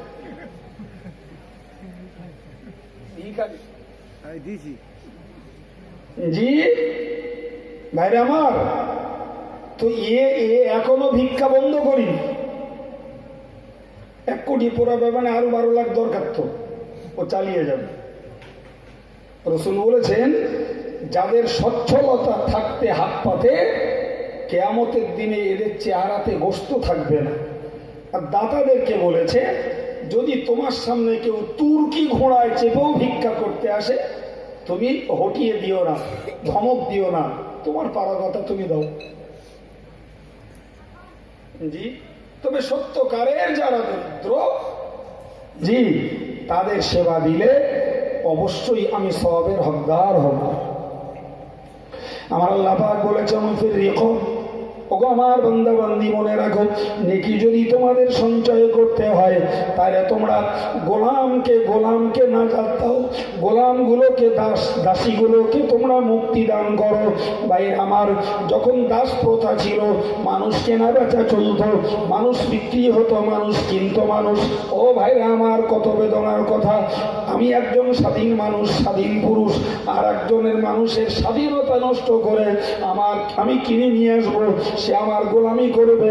বিশ্বনবী মুহাম্মদুর রাসূলুল্লাহ সাল্লাল্লাহু আলাইহি ওয়াসাল্লাম রীতিমতো সেই গোলামি, সেই দাস প্রথাকে উৎখাত করে দিলেন। প্রিয় নবী বললেন, মান আতাকা রাকাবাতান আতাকাল্লাহু নার। মহান আল্লাহ পাক স্পষ্ট করে রাসূলকে দিয়ে জানিয়েছেন, যদি কেউ কোনো গোলামকে আজাদ করে দেয়, গোলামকে যদি দাসত্ব শৃঙ্খল থেকে মুক্ত করে দেয়, আমি আল্লাহ পাক জানিয়ে দিলাম, আল্লাহ পাকের রাসূল বলছেন, আল্লাহ পাক ওই বান্দাটাকে জাহান্নামের আগুন থেকেও আজাদ করে দেবেন। আজকে দাস প্রথা, মানুষ কেনা বেচা হয় না। সুতরাং গোলাম আজাদ করে সওয়াব জোগাড়ের সুযোগ আমাদের নেই। কিন্তু মুফাসসিররা বলেছেন, যদি নিরপরাধী জেলবন্দি হয়, পয়সা দিয়ে তোমরা জেলবন্দিকে মুক্ত করো, গোলাম আজাদ করার সমতুল্য দরজা পেয়ে যাবে। যে সমস্ত মানুষগুলো, যাদের ওয়ারেসান নেই, যাদের জন্য তদারকি করার কেউ নেই, ওকালতি করার কেউ নেই, যদি কারণ নলেজে পড়ে যে সত্যকারের এই লোকটা নিরপরাধী, জেল খাটছে, শুধু তার পক্ষে ওকালতি করার কেউ নেই বলে সুযোগ পেলে এরকম একটা লোককে জেল মুক্ত করতে চেষ্টা করুন। নিশ্চিত এই কোরআনের আয়াত অনুযায়ী তিনি ওই গোলাম আজাদ করার মতো সওয়াবের হকদার হয়ে যাবেন। ভাই আপনারা জানেন, অল ইন্ডিয়া সুন্নতুল জামাত কমিটি, জি, আরো বেশ কিছু জাতীয় পরিষেবা দাতা সংস্থার সঙ্গে কখনো কখনো জাতীয় ইস্যুতে হাত মেলায়। তার মধ্যে একটা রয়েছে বন্দি মুক্তি কমিটি। জি, বন্দি মুক্তি কমিটির বক্তারাও আমাদের সংগঠনের কোনো সমাবেশে বক্তৃতাও করেছে। ভাই এদের সঙ্গে হাত করে সুন্নতুল জামাতও চেষ্টা করে যে দুটো মানুষকে যদি জেল থেকে বন্দিমুক্ত করা যায়, সেখানে শুধু পয়সা দিলে তো হয় না, সঙ্গে আইনের পেপারগুলোকেও দেখতে হয়। জি, আমি নিজেও আলহামদুলিল্লাহ একটা ছেলের জন্য, একটা হাফেজ সাহেব, নিরপরাধী, অথচ জেলে গেল। আপ্রাণ চেষ্টা চালিয়েছি দীর্ঘ 1 বছর 3 মাস ধরে, 1 বছর 3 মাস ধরে চেষ্টা করেছি। জি, যদিও তাকে জেল খাটতে হয়েছে, তবুও পরবর্তীকালে আলহামদুলিল্লাহ ছেলেটি ছাড় পেয়ে গেছে। জি, অনেক কাঠখড় তার পেছনে পড়াতে হয়েছে। আমি নিজে নিশ্চয়ই পারি না, আমি আলাদা সাবজেক্টের লোক। যারা পারে তাদের পিছনে সহযোগিতা করি, তাদের পিছনে ধর্ণা ধরে একটা কাজ করার চেষ্টা করেছি। আমি খোলা ময়দানে এই জন্যই বলছি ভাই, মৌকা আমার আসতে পারে, আপনারও আসতে পারে, যে একটা ছেলে নিরপরাধী ছেলে, সত্যকারের তার দোষ নয়, সরকার তাকে দোষী সাব্যস্ত করতে পারে, পুলিশ তাকে দোষী সাব্যস্ত করতে পারে, কিন্তু সব থেকে সঠিক তথ্য জানে জনগণ। কেননা সরকারের দোষী সাব্যস্ত করা হয় মিথ্যা সাক্ষ্যের ভিত্তিতেও, জি, কিংবা মিথ্যা করে জড়িয়ে দিয়েও অনেককে দোষী সাব্যস্ত করা যায়। ধরলো সাধারণভাবে দিয়ে দিল 1 কিলো গাঁজার কেস, চলো 3 বছর জেল খাটবো ভাই। সেই জন্য যদি বুঝি একটা ছেলে নিরপরাধী, কোনো পার্শ্ব প্রতিক্রিয়ায় অ্যারেস্টেড হয়েছে, ভাই যোগাযোগ করে পয়সা খরচ করে ওই রকম মানুষকে যদি জেল থেকে মুক্ত করানো যায়, বিনিময়ে আল্লাহ পাক তাকে জাহান্নাম থেকে নাজাত দান করবেন। জি ভাই, প্রথম একটা পাঠ বলেছি যেটা অন্তরের সঙ্গে, কলবের সঙ্গে সম্পর্ক। কি বলেছিলাম সেটা? বিশ্বাস। সওয়াব নেবে তো বিশ্বাস। দ্বিতীয়ত এই পর্যন্ত বললাম, এটি হলো বান্দার হক আদায়। এর মধ্যে আল্লাহর হকের কিছুই বলা নেই। কিছু বলা হয়েছে কি? একটাও বলা হয়নি। তা হলো বান্দার হক আদায় করো। দরিদ্রের সেবা দাও, নিকটাত্মীয়দের সেবা দাও, মিসকিনদের সেবা দাও, যারা পথচারী পথিক এদের সেবা দাও, যারা ভিখারি ভিক্ষুক পয়সা দিয়ে এদের সহযোগিতা করো, যারা জেলবন্দি এদেরকে পয়সা দিয়ে মুক্ত করানোর চেষ্টা করো। এগুলো সব বান্দার হক। কার হক? আজকের বিশ্বাস করুন, সারা দেশের মুসলমানকে যদি মূল্যায়ন করা হয় তো রীতিমতো দেখতে পাওয়া যাবে এরা আল্লাহর হক আদায়ে তবুও খানিকটা এগিয়েছে, বান্দার হক আদায়ে প্রচুর পিছিয়ে। অথচ কিয়ামতের দিবসে সর্বপ্রথম বিচার হবে শিরকের, আর দ্বিতীয়ত বিচার হবে বান্দার হক, বান্দার হকের। কি বলেছি বোঝা যাচ্ছে? ছেলে তার বাপের সম্মান নষ্ট করেছে, বাপ তার বেটার হক নষ্ট করেছে, জি, ইমাম মুক্তাদির হক নষ্ট করেছে, মুক্তাদি ইমামের হক নষ্ট করেছে, বক্তা শ্রোতাদের হক নষ্ট করেছে, শ্রোতারা বক্তার মর্যাদার হক নষ্ট করেছে। ভাই, বাপ তার ছেলের হক ফাঁকি দিয়েছে, ভাই তার ভাইয়ের হক ফাঁকি দিয়েছে, কেউ কারোর সম্মান হানি করেছে। মনে রেখে দিন, ঈমান আনবার পরে গুরু দায়িত্ব হলো এই মানুষে মানুষে যে হক, এই হকটাকে যথাযথ আদায় কর। কারণ আল্লাহর হক যদি নষ্ট হয় ভাই, তবুও আল্লাহ গফুর, গফফার, রহমান, রহিম, তিনি ইচ্ছা করলে বান্দাকে ক্ষমা করতে পারেন। কিন্তু বান্দার হক যদি নষ্ট হয় আর বান্দা যদি ক্ষমা না করে, তাহলে আল্লাহ ক্ষমা করবেন না। সুতরাং আল্লাহর হকের তুলনায় বান্দার হকটা বেশি ভয়ঙ্কর।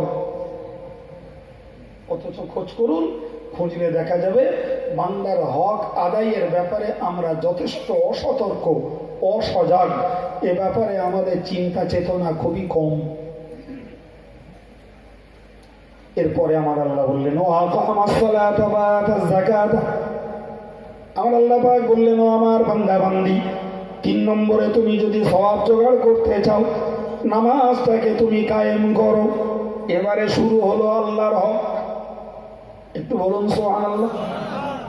তাই প্রথমত বলেছেন আল্লাহর প্রতি বিশ্বাস, দ্বিতীয়ত বলেছেন বান্দাদের হক আদায়, 3 নম্বর পাঠে এসে আল্লাহ বলছেন, ও আকামাস-সালাতা, ওগো তুমি নেকি পেতে চাও, ও ছেলে, ওগো ভক্ত, তুমি নেকি পেতে চাও, নেকি জোগাড় করতে চাও গো, যদি নেকি সঞ্চয় করতে চাও, নামাজটাকে কায়েম করো। নামাজ বাদ দিয়ে নেকি সঞ্চয় হবে না। নেকি সঞ্চয় যদি করতে হয়, নামাজটাকে মর্যাদার সঙ্গে, ভক্তির সঙ্গে তুমি আদায় করো। বিশ্বাস করুন, দেশের মাটিতে এমন নিরেট, এমন জাহেল ভক্ত প্রচুর পরিমাণে রয়েছে, হুজুর ভক্ত, পীর ভক্ত, পীরজাদা ভক্ত, মৌলানা ভক্ত, মুফতি ভক্ত, কত মানুষ রয়েছে ভাই আমার, যাদের কাছে শরীয়ত খুঁজে পাওয়া যাবে না, যাদের কাছে নামাজ নেই, কালাম নেই, যাদের কাছে শরীয়তের কোনো গুরুত্ব আর মূল্য নেই, বরং বিপরীত দিকে তাস, জুয়া, মদ, মিথ্যা, নারীবাজি, চুগলির দাপটে করে চলেছে। অথচ জিন্দাবাদ দেওয়ার মাস্টার মশাই, ও ছেলে এখনো ভুল ভাঙতে চেষ্টা করো। তুমি যার পিছনেই জিন্দাবাদ দাও না কেন, সে তোমায় রক্ষা করতে পারবে না, পারবে না, পারবে না। আল্লাহর কাছে যদি তোমার রক্ষা পেতেই হয়, তাহলে তোমার জন্য প্রয়োজন একদিকে নিষ্কলুষ ইমানটাকে আনা, আর একদিকে বান্দাদের হক গুলোকে আদায় করা, আর একদিকে আল্লাহর হক আদায়ের জন্য দৈনিক জীবনে রেগুলারিটি রক্ষা করে 5 ওয়াক্ত নামাজ পড়া। রেগুলারিটি, ধারাবাহিকতা রক্ষা করো, ঠিকাদারি নয়। সময় পেলুম তা জোরটা পড়লুম, সময় পেলুম না তা জোরটা কাজা, ঠিকাদারি নয়। পরে বললেন সওয়াব নেবে, বা যাকাত, সওয়াব যদি নিতে হয় যাকাত আদায় করো। তুমি তোমার বছরের স্টার্ট তথা একটা শুরু সময় ঠিক করে নাও। বৈশাখ পারো, মহরম পারো, আর জানুয়ারি পারো। তুমি বছরের একটা শুরু সময় ঠিক করো। ঠিক একটা বছর রোলিং হওয়ার পরে হয় 31শে ডিসেম্বর, না হলে তুমি 30শে চৈত্র, না হলে জিলহাজ মাসের 29 অথবা 30 তারিখ, শেষ তারিখটায় যে এক বছরের রুজি রোজগারের হিসাব কষে নাও। তুমি তোমার হিসাব কষে ওই পর্যন্ত দেখে নাও তোমার স্টকিস্টে কত রয়েছে, মার্কেটে কত দেনা রয়েছে, কিংবা তোমার মালের অ্যাসেটে কত রয়েছে। সবগুলো তুমি এক জায়গায় করো। আমার অ্যাসেট রয়েছে 2 লাখ টাকা, আর আমার লিকুইড মানি রয়েছে 3 লাখ টাকা, 3 2 5 লাখ টাকা। বাড়ির মেয়েদের গহনাগুলো মিলে হয়েছে 2 লাখ টাকা, এই 2 লাখ মিলে 7 লাখ টাকা। মার্কেটে আমার দেনা রয়েছে 3 লাখ টাকা। 3 লাখ টাকা মাইনাস করে দিয়ে বাকি 4 লাখ টাকার শতকরা 2.5 টাকা, লাখে 2.5 টাকা যাকাত আদায় করো। ওই যাকাত দেওয়ার ভিতরে রয়েছে তোমার নেকি। নেকি জিন্দাবাদে নেই, ওই নেকি নেই। জি ভাই, টাকা টাকা টাকা টাকা 6 লাখ যাকাত আদায় কতজন করে আল্লাহ বেহেতার জানে। জি, আগেকার যুগে দেখতাম ব্যবসাদাররা, তারা ব্যবসা করে ভাটায় জল করে এক্সপোর্টের ব্যবসাতে লাখ লাখ টাকা পেটে।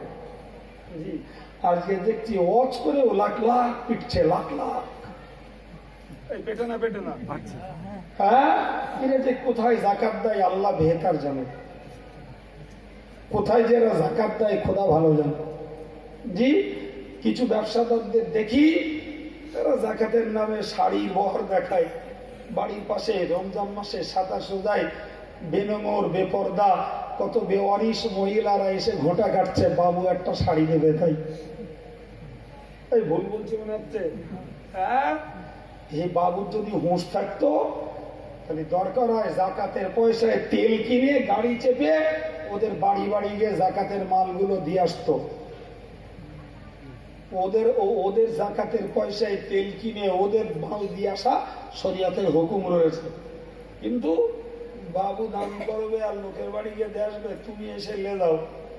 তাতে তোমার বেপর্দা হোক, বেনমর হোক, তোমাকে নাকানি চোবানি খেতে হোক, সকাল থেকে সেই বিকেল পর্যন্ত তোমার ওখানে ধুলোয় ঝাপটা ঝাপটি করতে হোক, তাও আচ্ছা, ওটাই বাবুর আনন্দ। ভুল বলছি মনে হচ্ছে, বলেন ভাই? মরে গেলে বোঝা যাবে যাকাত কেরাম আদায় হয়েছে। জি, বোঝা যাবে যাকাত কেরাম আদায় হয়েছে। তো কোরআন বললো যাকাত আদায় করো। মনে রাখো, 1 লক্ষ টাকা দান করার তুলনায় হিসাব কষে 1 টাকা যাকাত দেওয়ার সওয়াব বেশি। কি বুঝলেন? আমি কত তা বড় মুসলমানদের দেখেছি যাকাতের কোনো হিসাবই নেই, শুধু ঘেরি বলে দে আর পারি না। কত দেশে হয় তো অত হিসাব নেই, যাকাত কত এলো তোমার তো সে দেখা হয়নি। জাকাত দিচ্ছে। জি ভাই, বিস্তার কথা নয়, সময় সংক্ষেপ বক্তব্য ছড়াবো। আমি আপনাকে বোঝাতে চেয়েছি যে তৃতীয় পাঠে এসে আল্লাহ বললেন আল্লাহর হক আদায় করো, নামাজ পড়ো, জাকাত দাও। অলমুফুনা বিআহদিহিম, আমার আল্লাহ পাক বললেন ওগো আমার বান্দা বান্দি, যদি তুমি নেকি জোগাড় করতে চাও, নেকি যদি সঞ্চয় করতে চাও, তাহলে ওয়াদা করলে ওয়াদাগুলো পূরণ করো, ওয়াদাকে ভঙ্গ করো না। ওয়াদা পূরণ করার মধ্যে তোমার জন্য নেকি রয়েছে, যদি বলুন ওয়াদা করলে ওয়াদা পূরণ করো, এর ভিতরে তোমার জন্য নেকি মওজুদ রয়েছে। ভাইরা আমার, আমরা ওয়াদা করলে পূরণ করি না, ঋণ করলে শোধ করি না, বরং বলি তো পরিষ্কার বলে দেই, দেই তো ঋণ দেনা, না দেই তো কৃষির দেনা। মিটে গেল ঝামেলা। দেই তো দেনা, না দেই তো কৃষির দেনা। আর দেনার সঙ্গে ওয়াদার সম্পর্ক, ভাই টাকা পাবো, টাকাটা দিবি, ভাই আজকে হবে না তো, সামনে হাটে দোকান। জি, সামনে হাটে গেল তো একটু চেষ্টা করিলাম, খুব জোগাড় করতে পারিনি গো, তুই পরশু দিন সকালবেলা বাড়ি আসবেন দোকান। পরশু দিন সকালবেলা বাড়ি গেল, তারা হেঁকে ডেকে খুঁজে পেল না। বিকেলবেলা দেখলে আর কোথায় গেলি, তো আমি একটু একটা জরুরি কাজে বেরিয়ে গেলাম, দেওয়া হয়নি। তা যাকে তা তুই শুক্রবার দিন দেখা করিস কিন্তু দোকান। জি, শুক্রবার দিন গেল, দে তো হইতেছে, তুই তো বললাম তো 9টার দিকে আসতি, 10টা বেজে গিয়ে সে পয়সা ছিল ওটা খরচ করে ফেলিস। গল্প বলবো মনে হচ্ছে, বলেন ঠিক এইরকম জাল পেতেই এক শ্রেণীর দেনাদাররা জাল পেতে চলছে। দেনার সঙ্গে ওয়াদার একটা অবিচ্ছেদ্য সম্পর্ক। আল্লাহ পাক বললেন নেকি জোগাড় করবে, জি ওয়াদা পূরণ করো, ওয়াদা পূরণ করো, ওয়াদাকে খেলনা মনে করো না, প্রতিশ্রুতিটাকে ছলনা মনে করো না, ওয়াদা পূরণ করো। গতকালকে বোধহয় একটা হাদিসে দেখছিলাম, প্রিয় নবী সাল্লাল্লাহু আলাইহি সাল্লাম জি একটা ওয়াদা পালনের জন্য ইহুদির সঙ্গে ওয়াদা পালনের জন্য এক জায়গায় দাঁড়িয়ে থেকে জি রাসূলুল্লাহ মাগরিবের নামাজ পড়েছেন, এশার নামাজ পড়েছেন, ফজরের নামাজ পড়েছেন, তাও জায়গা থেকে নড়েননি। কারণ ইহুদিকে কথা দিয়েছেন এইখানে দাঁড়িয়ে তার পয়সা শোধ করব। জি, ভাবতে অবাক লাগে। ভাই আমার, কোরআনের বক্তব্য ওয়াদা পূর্ণ। আবার বললেন আমার আল্লাহ পাক কোরআন শরীফে জানিয়েছেন, ও আমার বান্দা বান্দি, যদি সওয়াব তোমাদের জোগাড় করতে হয়, কারোর পিছনে জিন্দাবাদ দিয়ে দিয়ে তোমার সওয়াব জোগাড় হবে না, বরং সওয়াব যদি জোগাড় করতে হয় তুমি ধৈর্য ধারণ করো, ধৈর্য ধারণ করো, কঠিন কষ্টের সময়তে, সংকীর্ণতার সময়তে তুমি ধৈর্য ধারণ করো। যখন তোমার পয়সার অভাব, যখন তোমার খাবারের অভাব, যখন তোমার কোনো রকমের কোনো অস্বস্তি, কোনো যাতনা চলছে, ওই সময়ে তুমি রীতিমতো ধৈর্য ধারণ করো। ওই ধৈর্য ধারণের ভিতরেই রয়েছে তোমার জন্য সওয়াব। একবার জোরে বলা যাবে না সুবহানাল্লাহ? ধৈর্য ধারণ, এই কোরআনে এই জায়গাটায় যদিও ধৈর্য ধারণের দিক দেখানো হয়েছে, জি যখন যুদ্ধ হয়, সংকটাপন্ন হয়, অর্থের কষ্ট, পেটের খাবারের কষ্ট, অন্য কোনো কষ্ট ভোগ করো, ধৈর্য ধরো। ভাই অন্য আয়াত পাক থেকে বুঝতে পারা যায় ধৈর্য শুধু কষ্টের সময়ে নয়, বরং মনে রাখা দরকার নেকির কাজ করার জন্য ধৈর্য ধারাও কোরআনের নির্দেশ। পাপের কাজ ছাড়ার সময়তেও ধৈর্য ধরা কোরআনের নির্দেশ। জি, শীতকালের পৌষ মাসের ঠান্ডাতে লেপ ছেড়ে টকটক করে কাঁপতে কাঁপতে উজু করে ফজরের নামাজ পড়াটা অনেক ধৈর্যের ব্যাপার হয়। আষাঢ় মাসে 15-16 ঘন্টার বেলা, ওই পিরিয়ডে সারাদিন হাড় ভাঙা খাটনি, পানি পান করা না, খাবার না, ওই অবস্থায় রোজা রাখা, এটা বড় ধৈর্যের ব্যাপার ভাই। পাশের বাড়ির লোকটা এলআইসি করে সে আকাশচুম্বী বিল্ডিং তুলে দিয়েছে, তার বিল্ডিং দেখতে গেলে মাথার টুপি পড়ে যায়, এত উঁচু। আর পাশের বাড়ি আমার একটা ছোট্ট ঝুপড়িতে বাচ্চাগুলোকে নিয়ে কষ্টের সঙ্গে দিন কাটছে। আপনিও ইচ্ছা করলে এলআইসি করে অনেক উন্নতি লাভ করতে পারতেন, কিন্তু করেননি আল্লাহর ভয়ে, পরকালের ভয়ে, আযাবের ভয়ে, জান্নাতের লোভে। জি, ফলে ওই মানুষটার সামাজিক পার্থিব উন্নতি ওটা দেখে কষ্ট হবে, ওই কষ্টটাই ধৈর্য ধরতে হবে, তাতেই রয়েছে সওয়াব। ঝুড়ে বলা যাবে না, ওর ভিতরে সওয়াব পাবো, অন্যতে নয়। জি ভাই আমার আল্লাহ পাক কোরআন শরীফে ব্যক্ত করেছে। আমি একটা আয়াতকে নিয়েই আপনাদের সামনে আজকে বক্তব্যে বলেছি যে এক বিশ্বাস, দ্বিতীয়ত বান্দার হক, তৃতীয়ত আল্লাহর হক। জি, এই সমন্বয় যাদের জীবনে ঘটেছে, উলাইকাল্লাযীনা সাদাকু, ওরাই হলো ঈমানের দাবিতে সত্যবাদী, ওরাই হলো প্রকৃতপক্ষে সওয়াবের লোভী, ওরাই হলো প্রকৃতপক্ষে সওয়াবকামী। ও উলাইকা হুমুল মুত্তাকুন, এবং তারাই হলো প্রকৃত পরেশগার। জোরে বলুন। ভাই আমি একদম খাসা কোরআনের কথাকে সামনে রেখে দিয়েই আজকে শুরু থেকে একটা বিষয় বুঝিয়েছি। জি, কে পীর সাহেব ভক্ত, কে পীরজাদা ভক্ত, কে আমির ভক্ত, কে মুফতি ভক্ত, ওসব নিয়ে টানা কাচা করে, ছাপা নতুন করে, জি, আর গালিগালাজ করে কিচ্ছু ফায়দা হবে না, কিচ্ছু লাভ হবে না।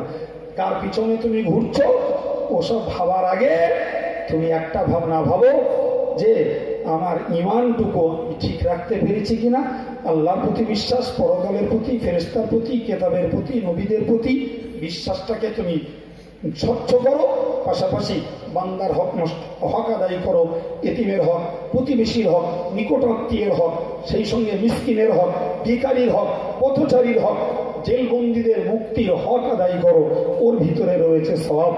শেষ বেলায় বলেছেন নামাজ পড়ো, যাকাত আদায় করো, ওয়াদা করলে ওয়াদা পূরণ করো, এবং দুঃখ কষ্টে যুদ্ধে সর্ব অবস্থাতে ধৈর্যের পরিচয় দান করো।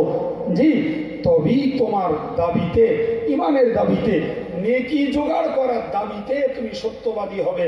তা না হলে এ কাজ না করে যদি তুমি মনে করো যে আমি শুধুই ঈমানের দাবি করব আর হই হই করে এগুলো কিচ্ছু করব না, জিন্দাবাদ দিয়ে দিয়ে বেড়াবো, সওয়াবের টাল হয়ে যাবে, নিয়ে জান্নাতে চলে যাব, ইট ইজ ইম্পসিবল। এটা অসম্ভব, হতেই পারে না কোনোদিন। এটা কোরআন হাদিসের তথ্য শূন্য একটি অন্যায় দাবি, অন্যায় আবদার। ফলে আপনি কার ভক্ত আমার দেখার দরকার নেই, কোরআনের থিওরি আপনার কাছে ব্যক্ত করেছি। জওয়ান যুবক, ছেলে বুড়ো, মা বোন, সকলের কাছে বিনীত নিবেদন, নিজের আত্মসমীক্ষা নিজে করুন যে আমি কতটা বিশ্বাস এবং আল্লাহর হক আর বান্দার হক আদায়ের ব্যাপারে আমি পরিষ্কার পরিচ্ছন্ন স্বচ্ছ কতটা, ওইটা ভেবে সামনের দিনটা যদি পা বাড়ানো যায় তাহলে ঠান্ডা খেয়ে ভিড় জমিয়ে লাভ হবে। আল্লাহ তৌফিক দিন, বলুন আমিন। বিদায়ের আগে আপনাদেরকে বলবো, অল ইন্ডিয়া সুন্নতুল জামাত সংগঠনটার সদস্য হন, যারা হননি সদস্য হন, কাজের দায়ে, দল বানানোর দায়ে না। জি ভাই, বঙ্গনুর পত্রিকা পড়ুন, আমাদের পরিচালিত প্রতিষ্ঠানগুলির দিকে সুনজর দিন। তাই দেগঙ্গা বলাকে আমাদের পরিচালিত একটি প্রতিষ্ঠান, দক্ষিণ বরুণী সিদ্দিকিয়া আমিনিয়া মাদ্রাসাতুল বানাত, 20 চৈত্র তার সভা হয়, যাওয়ার জন্য আপনাদেরকে দাওয়াত দিচ্ছি। জামিয়ার কথা আশা করি বলেন না, তবুও দায়িত্ব হিসাবে স্মরণ করিয়ে দিতে হয়, তাই স্মরণ করিয়ে দিচ্ছি। আবার এত মানুষকে কবে কোথায় পাবো? 1লা 2রা ফাল্গুন জামিয়া রিসালে সওয়াব, যা সংগঠনের উচ্চশিক্ষা প্রতিষ্ঠান, জি, সেই প্রতিষ্ঠানটার ইসালে সওয়াব ফাল্গুনের 1, 2, 3 সার্বিক সহযোগিতা সহ, কেউ পয়সা নিয়ে যায়, কেউ চাল ডালও তুলে নিয়ে যায়, যেহেতু হোস্টেল চলে ভাই, পার ডে 600 লোককে খাওয়াতে হয়, বাচ্চা নয়, সব বড় বড়। 1 কুইন্টাল 20 কিলো করে চাল লাগে, আর 1 কুইন্টাল চাল খেতে কি লাগে সেটা সংসারে মানুষ মাত্রই বুঝতে পারছেন। জি, আল্লাহর দয়া, আপনাদের সহযোগিতা, আল্লাহ চালিয়ে দিচ্ছেন, আলহামদুলিল্লাহ।